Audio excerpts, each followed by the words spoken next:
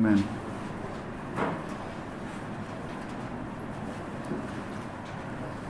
हमने कहा बेटे कि हमारे जिस्म के अंदर जो कोऑर्डिनेशन का प्रोसेस होता है उसमें हमारे 5 फैक्टर थे। क्या क्या? स्टिमुलस, रिसेप्टर्स,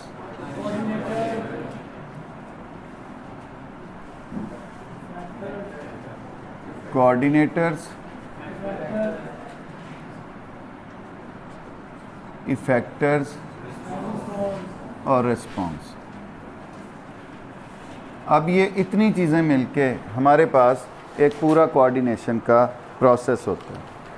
अब बेटे हमने स्टिमुलस तो कह दिया, वो कोई बैरूनी अवामल जो हमारे जिस्म में चेंज पैदा करते हैं उनको स्टिमुलस कहते हैं। रिसेप्टर्स क्या थे? हमारे ऑर्गन्स, हमारे सेल्स जो कि किसी चेंज को डिटेक्ट करते हैं उनको हम कहते हैं कि ये रिसेप्टर्स हैं। अब आपके लेवल पर उन्होंने 2 रिसेप्टर फॉर एन एग्जांपल दिए, जो बड़े 2 रिसेप्टर हैं, एक हमारी आँख और एक हमारे कान। कि आँख भी एक रिसेप्टर के तौर पे काम करती है और कान जो है वो भी हमारे रिसेप्टर के तौर पर काम करते हैं। आज हम बेटे देखेंगे ह्यूमन आई।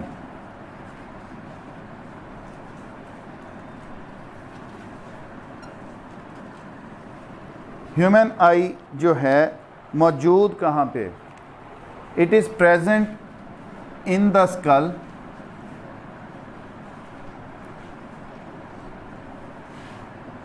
अब स्कल में ये सुराख मौजूद हैं जिनको हम 2 नाम देते हैं, ऑर्बिट्स भी कहते हैं, आई सॉकेट्स का भी नाम देते हैं। ऑर्बिट्स या आई सॉकेट्स का नाम देते हैं। अब ये जो हमारी आई है इसके ऊपर ढकने मौजूद हैं, एक ऊपर एक नीचे, इसी तरह इधर भी। अब इन ढकनों को नाम दिया जाता है आईलिड्स का। क्या नाम दिया जाता है? आईलिड्स जो हैं इनका काम क्या है? That wipe over I and prevent dehydration.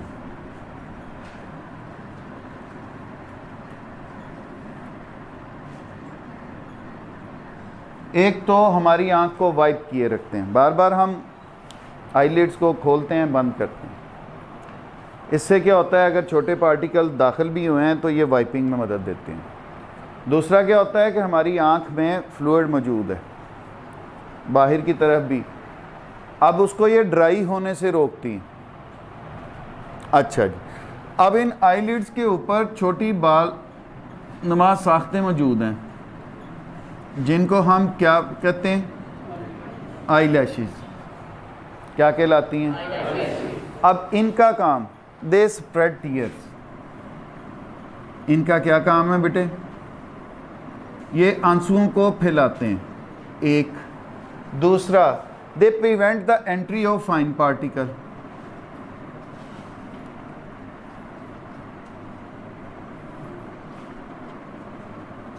ये छोटी चीज़ों को हमारी आँख में जाने से रोकती हैं। आपने देखा होगा अक्सर औकात जब आप बाइक वगैरह से उतरते हो तो इन भवों के अंदर, इनके अंदर फंसी होते हैं छोटे पार्टिकल, छोटे छोटे बाल नुमा साख्ते हैं। साफ़ कर दो बस। अगर वही आँख के अंदर दाखिल हो जाएं वो डिस्टर्बेंस का बायस बनते हैं। अच्छा जी, अब यहाँ पे एक छोटी सी मैं इजाफा करूँगा कि टीयर्स जो हैं दे आर एंटीसेप्टिक्स। ये क्या होते हैं बेटे? ये एंटीसेप्टिक होते हैं। ये अल्लाह ताला ने, कुदरत ने हमारे फिल्टर रखे हुए हैं। हमारी आँख हर टाइम एक्सपोज है बाहर की तरफ, और ये ऐसा ऑर्गन है कि ये इन्फेक्शन रिसीव करने का बड़ा अच्छा सोर्स हो सकती हैं। बाहर से जरासीम, बैक्टीरिया, वायरसेस, उनको रिसीव करने का बड़ा अच्छा सोर्स हो सकती हैं। जबकि ये जो टीयर्स हैं जो हर टाइम हमारी आंख में फ्लोट भी करते रहते हैं पानी की सूरत में, या जब रोना आता है तो तब वो ज़्यादा आते हैं। अब ये टीयर्स जो हैं हमें उन बीमारियों से, उन बैक्टीरिया से, उन वायरसेस से बचा के रखते हैं।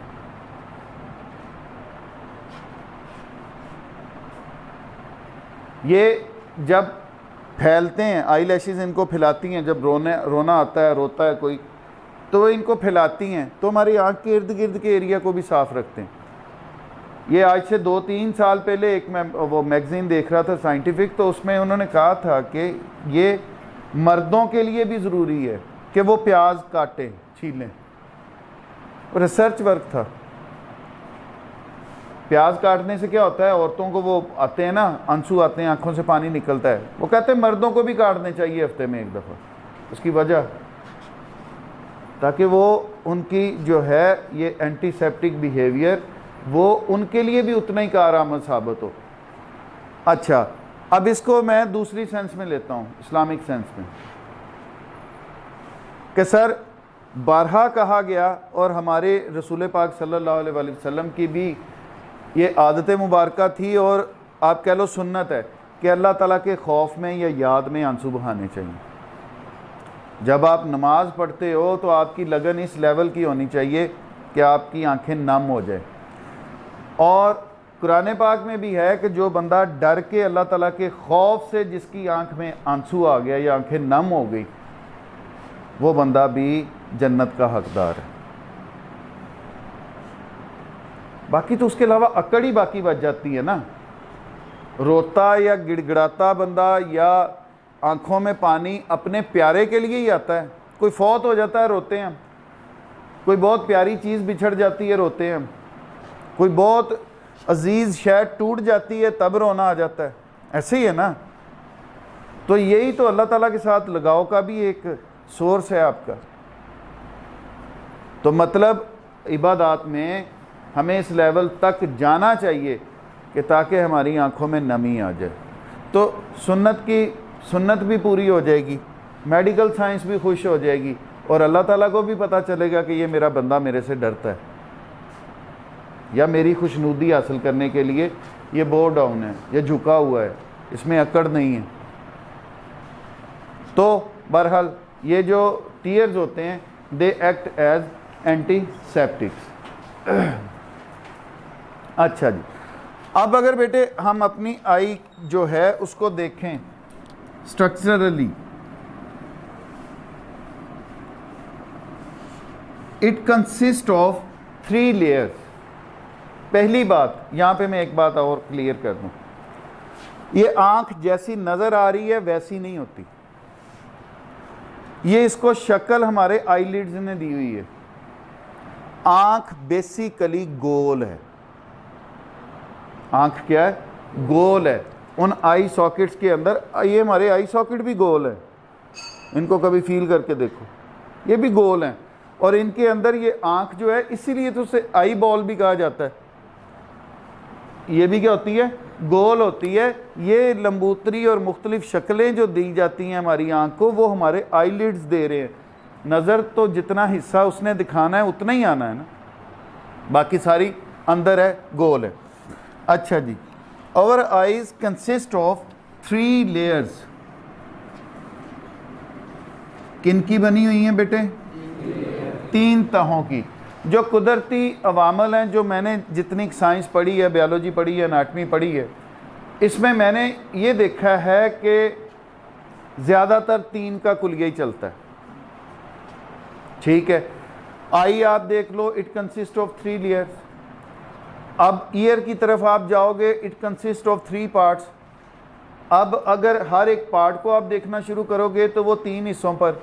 ब्रेन हमने पढ़ा, वो कितने हिस्सों पर मुश्तमिल था? 3। तो उसमें 3 का कुलिया ही तकरीबन चलता है, जो अहम उसके पार्ट्स होते हैं। अच्छा जी, it consist of 3 layers. Outer layer,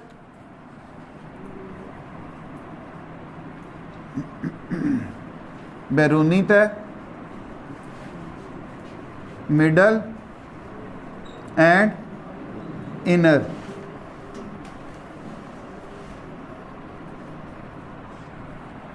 outer layer, middle layer और अच्छा जी, अब ये जो हमारी आउटर लेयर है that further consist of two parts, एक हिस्से को नाम दिया जाता है स्क्लेरा और दूसरे हिस्से को नाम दिया जाता है कॉर्निया। Sclera and cornea. अब स्क्लेरा क्या है? जितना वाइट हिस्सा आपको नजर आ रहा है, जितना वाइट हिस्सा आपको नजर आ रहा है दैट इज स्क्लेरा। स्क्लेरा क्या है? Whitest portion.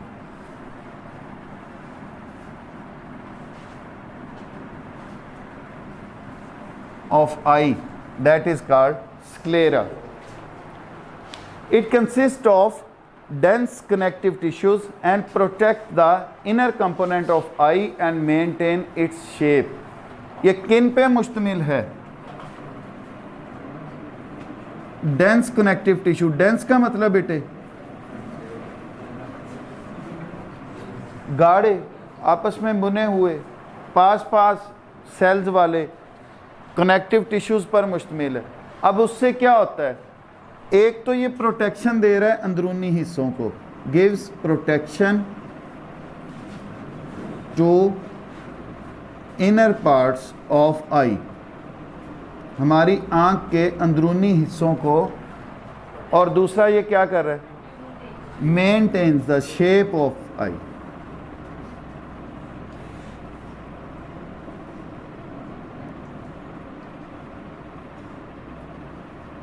हमारी आंख की शक्ल को बरकरार रखता है।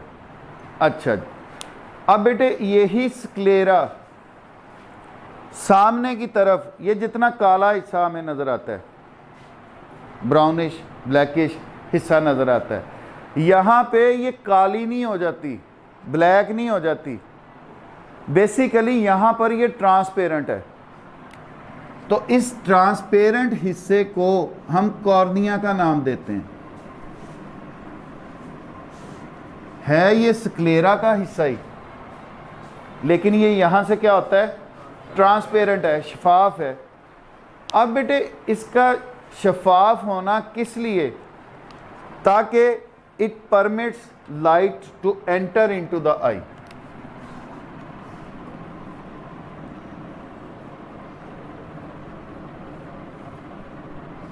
ये लाइट को हमारी आंख में दाखिल होने देता है। It permits the light, it admits the light into the interior of eye and bends light rays so that they can be brought to a focus. और पहली बात उनको अंदर दाखिल होने देता है, दूसरी बात it bends the light rays and brought them to the focus, ताकि वो जो चीज़ जिससे टकरा कर वो लाइट रेज आ रही हैं हम उनको देख सकें, हम उनको देख सकें इस डार्क कलर की वजह से।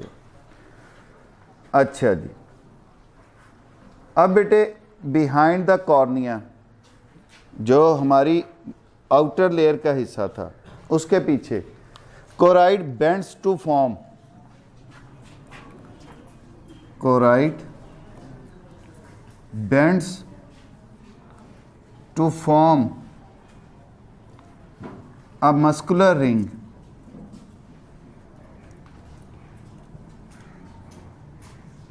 that is called iris. उसे हम क्या नाम देंगे? आइरस का नाम देंगे। कॉर्निया के पीछे ये मस्कुलर रिंग बनाएगी। अब ये जो मस्कुलर रिंग है ये दो तरह के मसल्स पर मुश्तमिल होता है। ये जो हमारा आइरस है ये दो तरह के मसल्स पर मुश्तमिल है। एक होते हैं इसमें सर्कुलर मसल्स,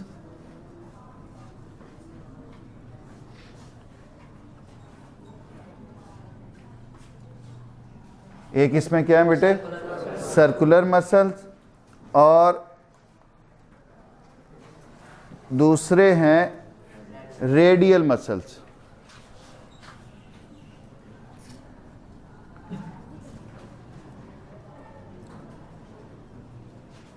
एक सर्कुलर और दूसरे रेडियल।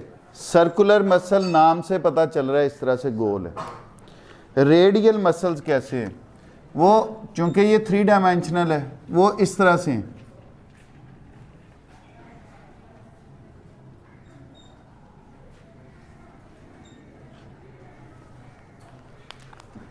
गोल हैं सर्कुलर मसल्स, उनके पीछे मौजूद है, ऊपर से घूम के पीछे जा रहे हैं, उनको हम नाम देते हैं कि ये रेडियल मसल्स है। अब इनसे होता क्या है? ये जब सर्कुलर मसल्स कॉन्ट्रैक्ट करते हैं, ये आप फॉर एग्जांपल सर्कुलर मसल्स हैं, ये कॉन्ट्रैक्ट करेंगे, ये अंदर से क्या कर रहे हैं? सुराख को छोटा, सुराख क्या होगा? और ये जो यहाँ पे मैं भूल गया, ये जो सुराख होता है, इस सुराख को हम प्यूपल का नाम देते हैं। प्यूपल कोई अलहदा से स्ट्रक्चर नहीं है। यही हमारी कोराइड जब कॉर्निया के पीछे बेंड करके मस्कुलर रिंग बनाती है, उस मस्कुलर रिंग को पूरे को हम नाम दे रहे हैं आइरिस का। आइरिस में मौजूद ये सुराख जो होता है, इसे हम प्यूपल का नाम देते हैं। जब सर्कुलर मसल्स कॉन्ट्रैक्ट करेंगे तो प्यूपल कॉन्स्ट्रिक्ट होगा। तो प्यूपल क्या होगा? कॉन्स्ट्रिक्ट होगा। जब हम ब्राइट लाइट में जाते हैं या रात के वक्त हमारी आंखों में रोशनी पड़ती है, हम आंखें बंद करते हैं ताकि रोशनी कम दाखिल हो। आइरिस जो है उसके सर्कुलर मसल्स कॉन्ट्रैक्ट करते हैं, जिससे प्यूपल साइज छोटा हो जाता है। प्यूपल जितना ज़्यादा ओपन होगा उतनी ज़्यादा लाइट दाखिल होगी।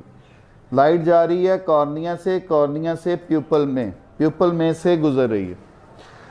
अब जब हमने अंधेरे में देखना होता है, कम लाइट में देखना होता है, तो तब हम ज़्यादा लाइट चाह रही होती है हमारी आँख, तो तब क्या होता है?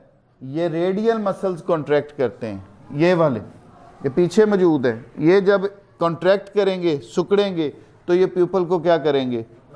बड़ा कर देंगे, डायलेट करेंगे। When radial muscles contract,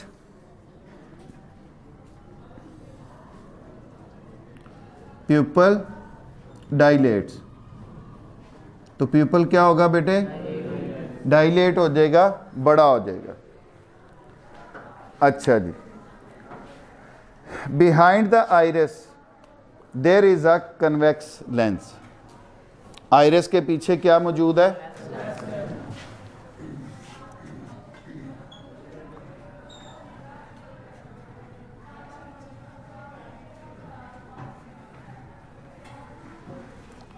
convex lens is present. ये भी हमारी मिडल लेयर का ही आप कह लो हिस्सा है।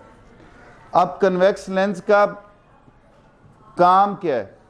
इसने थर्ड लेयर ऑफ आई पर, इनर लेयर ऑफ आई पर एक पॉइंट पर लाइट रेज को फोकस करना होता है। ये हमारा कन्वर्जिंग लेंस था ना, जो रेज को एक पॉइंट पर कन्वर्ट कर रहा था, कन्वर्ज कर रहा था। Lens is attached to ciliary muscles of eye via a ring of suspensory ligaments। ये किन के साथ जुड़ा हुआ है बेटे?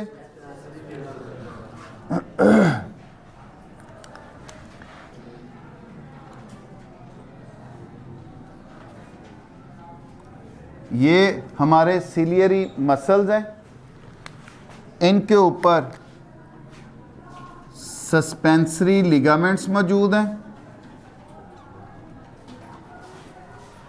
और सस्पेंसरी लिगामेंट्स के साथ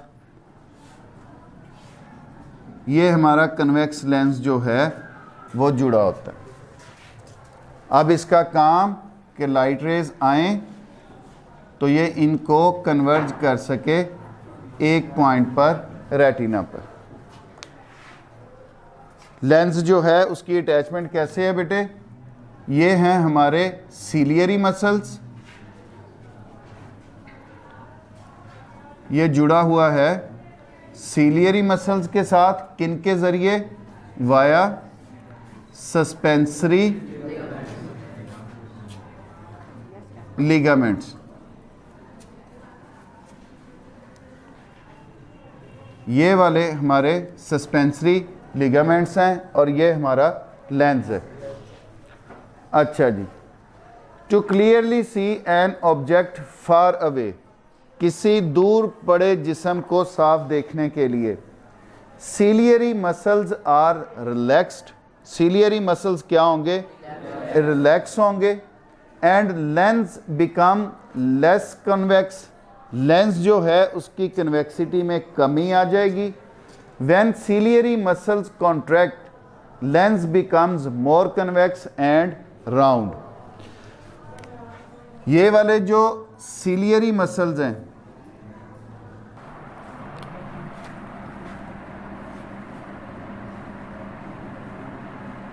इनर लेयर, अब इनर लेयर का नाम है बेटे रेटिना। अब ये वाली जो लेयर होती है हमारी आंख की, दैट इज सेंसरी। ये क्या होती है, सेंसरी लेयर है। क्यों सेंसरी लेयर है, यहां पर लाइट सेंसिटिव सेल्स पड़े हैं। यहां पे क्या है, लाइट सेंसिटिव सेल्स हैं दो तरह के। एक टाइप को हम नाम देते हैं रॉड सेल्स और दूसरी टाइप को हम नाम देते हैं cone cells, rod and cones. अब ये जो रॉड सेल्स हैं, they are responsible to see in dim light, कि जब लाइट थोड़ी है तो उसमें देखने के लिए इस्तेमाल होते हैं। जो कॉन सेल्स हैं, they are used to see in the bright light, या they are sensitive to bright light. अब इसी रेटिना पर दो पॉइंट्स होते हैं। एक पॉइंट को हम नाम देते हैं फोविया। क्या नाम देते हैं बेटे, फोविया। अब ये जो पॉइंट है fovea, dip in retina, dip in retina के एक डिप इन रेटिना एक गड़ा छोटा निशानजदा इलाका आप कह लो। अब इस फोविया पर लाइट फोकस होती है। क्योंकि लाइट की इंटेंसिटी बढ़ती है, लाइट की इंटेंसिटी बढ़ने के लिए वहां पर कौन सेल्स मौजूद होंगे तो वो ही उसका इमेज बना सकेंगे। लाइट की इंटेंसिटी बढ़ रही है ना, फोकस होके एक पॉइंट पर आ रही है, तो इसलिए इस फोविया पॉइंट पर तमाम के तमाम कौन सेल्स मौजूद होते हैं। बाकी लेयर में मिक्स हैं सेल्स, लेकिन इस पॉइंट पर कौन सेल्स की तादाद ज़्यादा मौजूद होती है। अब इस पॉइंट पर इमेज बनता है, इसी पॉइंट पर इमेज बनता है। It is largely responsible for colour vision and sharpness. किसके लिए बेटे, कलर विजन, ये जो रंगों की शिनाख्त होती है, एंड शार्पनेस के मतलब वो इमेज कितना साफ बनता है। और इसमें ये सारी रास्ते वाली चीज़ें काम कर रही होती हैं। अगर कन्वेक्स लेंस ठीक नहीं, वो एक जगह पे लाइट को नहीं फोकस कर रहा, तब भी उसका इमेज सही नहीं बनेगा, शार्प नहीं बनेगा, धुंधला नज़र आएगा। अच्छा जी, दूसरा point that is called optic disc.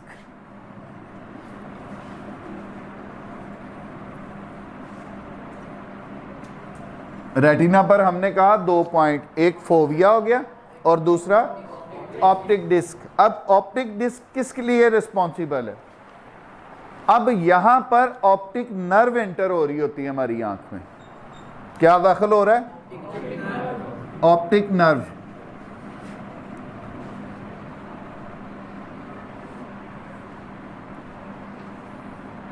अब बेटे ये जो ऑप्टिक नर्व जहां पे दाखिल हो रही है, या ब्लड वेसल भी यहीं से दाखिल हो रही होती हैं, यहां पर मेरा ख्याल है रॉड और कॉन सेल्स का कोई तुक नहीं बनता, आप मौजूद हो।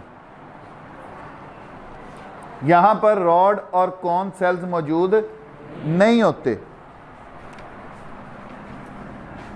No light sensitive cells are present here. अब चूंकि लाइट सेंसिटिव सेल कोई यहां पे मौजूद नहीं है, इसलिए इस जगह को दूसरा नाम ब्लाइंड स्पॉट का भी दिया जाता है। क्या नाम दिया जाता है बेटे? ब्लाइंड स्पॉट, चूंकि देयर इज नो रॉड और कॉन सेल्स आर प्रेजेंट है। अब बेटे ये जो हमारा आंख का ब्लाइंड स्पॉट है, यहां से पैगाम हमारे ऑक्सीपिटल लोब तक जाता है। हमने पढ़ा था ना कि ऑप्टिक नर्व जो है उसका ऑक्सीपिटल लोब जो है इसका ताल्लुक विजन से। अब यहां से पैगाम जो है, अच्छा अब आते हैं इसको सम अप करने की तरफ।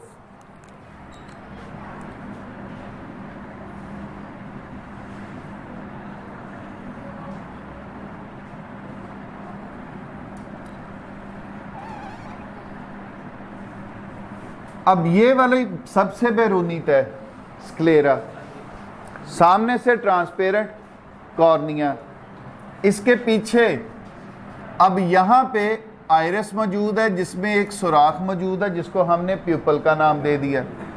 इसके पीछे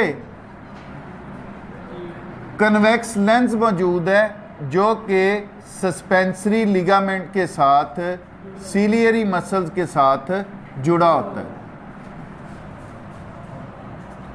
अब ये लेंस, सीलियरी मसल्स और आपके सस्पेंसरी लिगामेंट, ये आंख के दो चैम्बर बना रही है,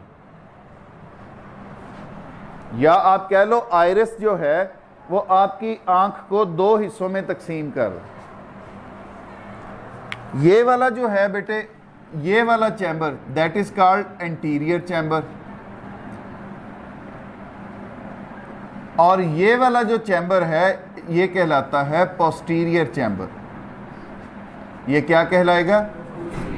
पोस्टीरियर चैम्बर। ये शुरू में है, आगे एंटीरियर, वो पीछे है, वो पोस्टीरियर। अब यहां पर भी फ्लूइड मौजूद है, यहां पर भी फ्लूइड मौजूद है। अब जो फ्लूइड पहले चैम्बर में, इंटीरियर चैम्बर में मौजूद है, इसको नाम दिया जाता है एक्वस ह्यूमर। इसको क्या नाम दिया जाता है?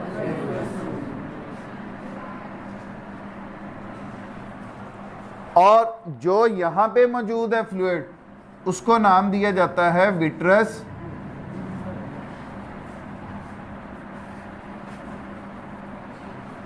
एक्वस ह्यूमरस और विट्रस ह्यूमर। ये जो एक्वस ह्यूमर है ये कलरलेस होता है, ट्रांसपेरेंट होता है, इसका कोई रंग नहीं होता। जो विट्रस ह्यूमर है इसके अंदर ये जो फ्लूइड है ये जेली लाइक होता है। जेली लाइक क्यों है? वो लिक्विड हालत में ही है एक्वस ह्यूमर जो है। जो विट्रस ह्यूमर है ये जेली लाइक है, क्यों? ताकि आई बॉल की शेप जो है वो बरकरार रह सके, वो पिचक ना जाए। अच्छा जी, अब कंप्लीटली अगर हम देखें लाइट का रास्ता, ये लाइट रे जो है सबसे पहले दाखिल हुई किस जगह पे? कॉर्निया में। किस जगह पे? कॉर्निया से आगे एक्वस ह्यूमर से गुजरी, फिर प्यूपल के अंदर। प्यूपल से कहां पे गई? लेंस में। लेंस से कहां पर गई? विट्रस ह्यूमर से गुजरी, विट्रस ह्यूमर से गुजरने के बाद ये लाइट कहाँ पर पहुंची? रेटिना पर, रेटिना के फोविया पॉइंट पर। अब यहां से फिर नीचे सेंसरी इंपल्सेस जो हैं ऑप्टिक नर्व की, वो पैगाम ले जाएगी दिमाग तक, और दिमाग जो है फिर रिस्पांस देगा कि ये हम क्या देख रहे हैं।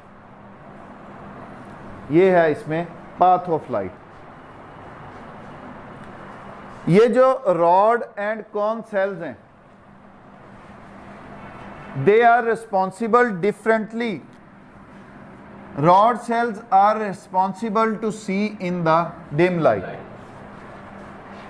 जिसके रॉड सेल सही नहीं बनते, they are unable to see in dim light. वो डिम लाइट में फिर सही तरह देख, और डिम लाइट कब होती है? रात के वक्त। और इस बीमारी को नाम दिया जाता है फिर नाइट ब्लाइंडनेस, शब कोरी भी इसे कहते हैं, नाइट ब्लाइंडनेस। हमने पढ़ा है 9th में, विटामिन जब पढ़ रहे थे, विटामिन ए की कमी की वजह से रॉड सेल्स खराब हो जाते हैं, डिम लाइट में नहीं देखा जाता। अगर इसको क्योर ना करें तो it can be converted into permanent blindness. तो फिर ये किस में तब्दील हो जाती है? अच्छा, अब next one, cone cells. They are responsible to see in a bright light. किन में देखने के लिए? अब कॉन सेल्स जो हैं ये रंगों की शनाख्त में भी हमें मदद देते हैं। अगर इनकी कोई डिफेक्ट है तो ये एक बीमारी काज करता है जिसको हम नाम देते हैं कलर ब्लाइंडनेस। इस बीमारी का क्या नाम है बेटे? कलर ब्लाइंडनेस में क्या होता है? रंगों की तमीज खत्म हो जाती है, नीला, हरा, लाल। कॉन सेल्स भी 3 तरह के होते हैं जो इन 3 बेसिक रंगों के अंदर फर्क के लिए रिस्पॉन्सिबल होते हैं। जो जिस टाइप का कॉन सेल डिफेक्टेड है उस रंग की तमीज खत्म हो जाती है।